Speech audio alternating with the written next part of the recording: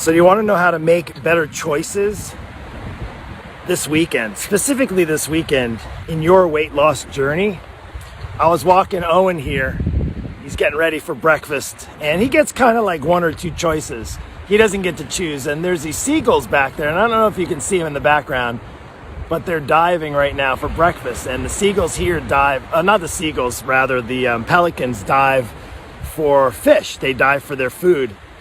And what's pretty amazing is like they dive and they miss, they dive and they miss, and every once in a while they get it. And the point is, as far as making better choices for your weekend, can you imagine if you had less choices? I think one of the biggest challenges, especially in the weekend, at least where I live, and maybe where you live as well, and pretty much if you are here in the United States, you have lots of choices, right? And I think the best way to make better choices, especially if you're on a weight loss journey, is to limit the choices, to make less choices, to have less options. And I'm not saying to not have fun. Of course I want you to have fun, but imagine if we were pelicans and our option was to dive for fish.